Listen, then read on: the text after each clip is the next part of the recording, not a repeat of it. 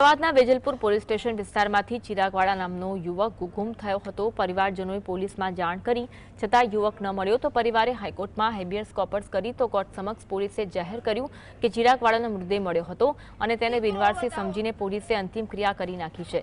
23 જૂને ગુમ થયેલા ચિરાગના પરિવારના પગ નીચેથી જમીન ત્યારે સરકી ગઈ, જ્યારે ગુજરાત હાઈકોર્ટમાં હેબિયસ કોર્પસ કરી હતી અને કોર્ટના આદેશ બાદ બોપલ પોલીસે જાહેર કર્યું કે બિનવારસી તરીકે મળેલા ચિરાગના મૃતદેહની 7 દિવસ બાદ અંતિમ વિધિ કરી દેવામાં આવી છે।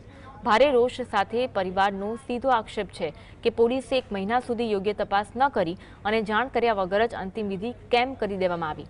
મૃતકની માતા તો હત્યાની આશંકા વ્યક્ત કરી રહી છે। આ સમગ્ર કેસમાં બંને પોલીસ મથકના પીઆઈ પર બેદરકારીનો ગંભીર આક્ષેપ છે। પરિવાર ન્યાય અને જવાબદાર અધિકારીઓ સામે કાર્યવાહીની માંગ કરી રહ્યું છે। આ મુદ્દે પૂછતા પોલીસે મૌન સેવી લીધું છે। मैं कीधु मारो छोकरो काश मन बताओ छोकरो बता के छोकरो मैं बिनवारसी में नाखी दीधो बराबर ए બધું મેં કરી જ નાખી તો મા બાપ બરાબર તો મા બાપ બતા તતા પોલીસ માં જાણ કરી તમે ચિયા ગુનો કરી નાખી। આજની તારીખમાં મને દીકરો બતાવો, મારે તમારા રૂપિયા જોતા નથી, દાણા જોતા નથી, મને દીકરો બતાવો, મને દાટનાર દીકરો બતાવો।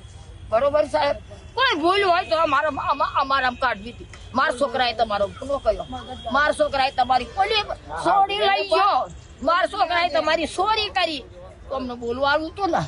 આ પરિવારની માંગણી છે કે અમારા જે યુવાન છે ચિરાગવાલા એની હત્યા થઈ છે। આ હત્યા થઈ છે અને હત્યા પોલીસ દ્વારા કરવામાં આવી છે। પોલીસની આમાં ભૂમિકા શંકાસ્પદ છે।